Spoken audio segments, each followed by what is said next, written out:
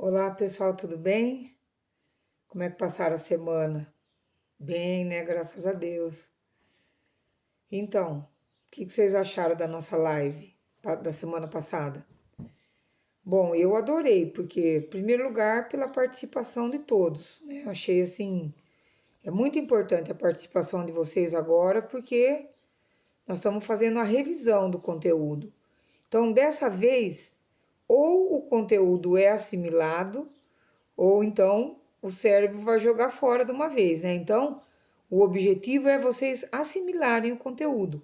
Porque primeiro vai ser cobrado agora, né, de uma maneira mais formal, e lá na frente também vocês vão precisar, né, conhecer, vai ser cobrado de vocês esse tipo de conhecimento aí. Seja qualquer área do conhecimento que vocês escolherem, isso vai ser importante, né, para a formação cultural.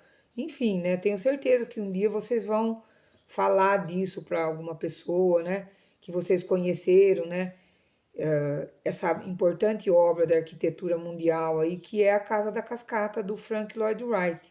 Está sendo objeto de estudo, do nosso estudo aqui. Então, o que a gente observou? Que uma obra de arquitetura também pode ser uma obra de arte, que é o caso dessa obra. Então, para ser uma obra de arte, ela tem que levar em consideração vários aspectos, como a gente vem estudando, né? Então, nós vimos aí o aspecto visual, até agora, que é o que? Você analisar, por exemplo, o ponto, a linha, as cores, as formas, a textura. Isso é uma análise visual, né? Também vimos a questão do tipo de arquitetura, né, que se integra ali ao meio, né, que ele chamou de arquitetura orgânica. Então é muito interessante, né, a gente olhar para um objeto e ver o seu criador ele se preocupou com cada detalhe ali na hora da construção, né?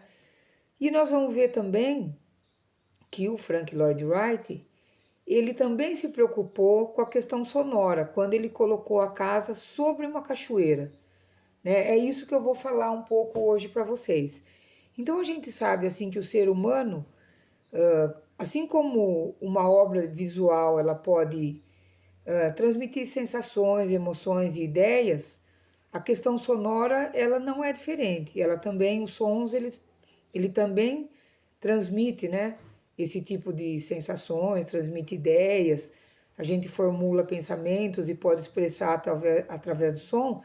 Então ele vai assumir o papel da palavra na hora da palavra escrita na hora da comunicação. Então, a partir, a partir da fonte sonora de onde ele é gerado, quando ele chega aos nossos ouvidos, ele pode transmitir diferentes tipos de sensações para a gente. Então, por exemplo, ele pode ser um som agradável, ele pode ser um som que não agrade tanto. E quando ele chega, né, aqui no nosso cérebro, através do nosso ouvido, o que acontece? O nosso cérebro, ele decodifica esses sons. Então ele pode decodificar como uma coisa agradável ou uma coisa não agradável. Desculpa, gente.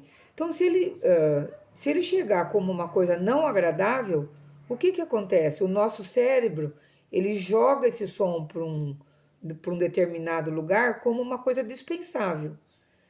Então, é muito interessante se a gente for analisar desse ponto de vista, porque o nosso ouvido, ele é um órgão aberto. Por exemplo, enquanto a gente está dormindo, nós continuamos ouvindo os sons, né? Só que nós estamos num estado ali, né, de relaxamento que você, mas ele tá afetando, ele tá entrando. É que geralmente à noite, por isso que pode ter som até uma determinada hora da noite, porque depois o nosso cérebro ele precisa desse silêncio, né, para entrar num estado de descanso, num estado de repouso, para se refazer para pro outro dia, né, que a gente sabe que vamos precisar, né, desse descanso aí para recompor o nosso organismo. Então é muito interessante saber que o cérebro ele funciona dessa maneira. Porque, por exemplo, o som ele nos afeta. Se você quiser descansar, você precisa do silêncio.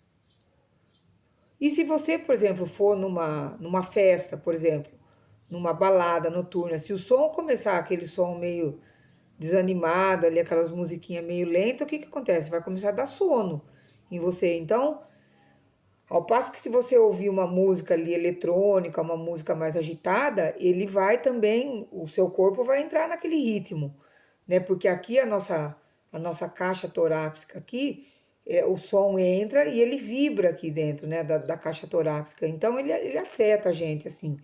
Agora, por exemplo, se a gente for pensar no som, né, nas possibilidades que ele tem, que existem sonoras, assim, transmitir sensações, emoções, ideias é apenas uma parte, né? Porque o som ele é muito mais maior do que tudo isso, né? Então, quando o Frank Lloyd Wright ele fez ali a Casa da Cascata, ele estava preocupado com isso, exatamente, né? Em, nessa questão da tranquilidade também, porque você fazer uma casa no meio de uma reserva natural é sinal que o cara ele já está buscando uma tranquilidade. Se ele não quisesse tranquilidade, ele ia construir, sei lá, no centro da cidade ou num bairro mais próximo da cidade, mas não, ele escolheu fazer lá nesse parque, né, num lugar totalmente, né, com sons naturais ali, com o ruído de uma cachoeira. Que tipo de sensação será que o ruído de uma cachoeira causa na gente? Será que foi sem querer que ele colocou ali ou será que foi de propósito? Será que tinha um propósito, né? Ele ter colocado a caixa ali, a casa ali em cima da cachoeira. É claro que tinha um propósito, né?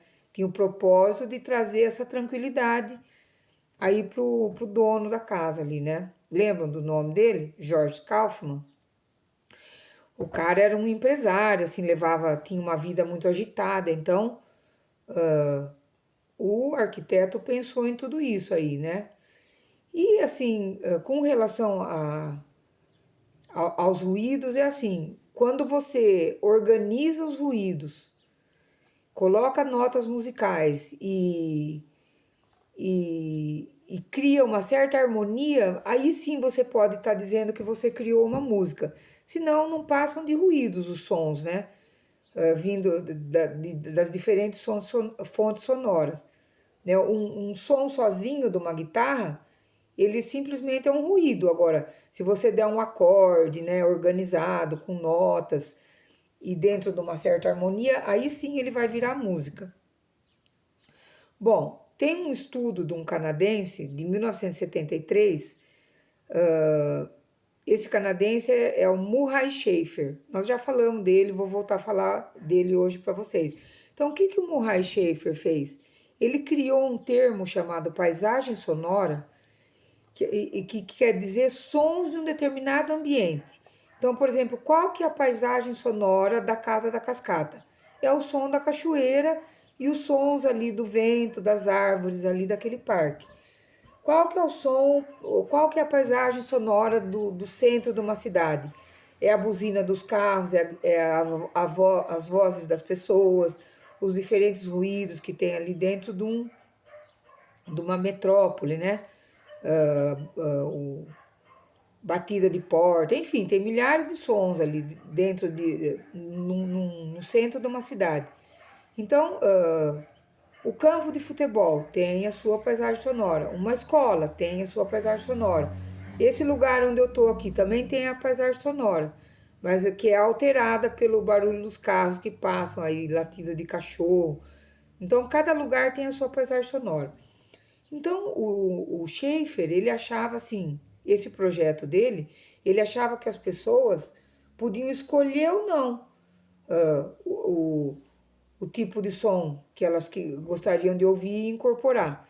Então, esse projeto dele, ele vai falar disso, de que as pessoas podem escolher ou não o tipo de som das paisagens sonoras, né? Não de um som que você escolhe ouvir. A paisagem sonora, você tá num lugar, você não escolhe aquilo, né? O som tá ali e tal. Então, para levar isso assim na teoria, né? E para fazer a prática virar a teoria, ele criou um gráfico para sons. Então, por exemplo, ele fez um gráfico ali de uma paisagem sonora do Canadá, das 4 estações do ano. Então, por exemplo, ele criou sinais para chuva, criou sinais para o vento, criou sinais para a neve, criou sinais para o silêncio, criou sinais para o barulho das abelhas. Enfim, ele criou sinais para todos os tipos de som que a gente pode observar nesse gráfico aqui da página 49. Muito interessante, né?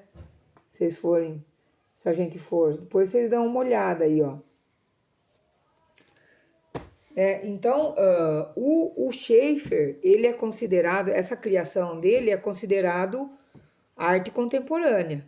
Então, o que a obra do Frank Lloyd Wright é? Ela é uma obra atemporal, né? Ela é atualíssima, né? Se a gente for observar do ponto de vista da arquitetura de hoje em dia, né? Essa arquitetura racionalista, né? Que o cara se debruçou ali em cima de uma prancheta, você vê aquelas formas geométricas nas construções. Ah, mas tem outro tipo de construção. Tem, mas a arquitetura moderna, pensa na cidade de Dubai, todo mundo acho que já viu alguma imagem, né? Aquilo é super racionalista, né? Você tem aqueles arranha-céus altíssimos, né? A questão dos materiais, né? Dos materiais modernos, do concreto armado. Então, o Schaeffer, ele é a obra dele, ela é considerada como, nessa questão sonora, como uma arte contemporânea, porque como ela é de 1973, a gente sabe que a obra contemporânea é dos anos 70 para frente. Então isso aqui é uma coisa atual, né? Atualíssima, né? Esse tipo de coisa, você registrar registro de sons e de ruídos, principalmente, que a gente tem o registro da música que vem, né, começou a ser feito lá na Idade Média e foi sendo aprimorado, e isso aqui é uma coisa atual, você registrar ruídos. Então é isso que ele está trazendo à mesa aqui para a gente discutir. Então nós temos a obra do Frank Lloyd Wright, que é uma obra atemporal, e temos a obra do Schaeffer, que é uma coisa contemporânea. Então a gente sabe que o Frank Lloyd Wright ele levou, né, esses ruídos da cascata aí em consideração, e que o som ele traz essa mensagem aí pra gente, né? Diferentes mensagens. Né? Ele traz sensações, traz calma, traz agitação, transmite ideias.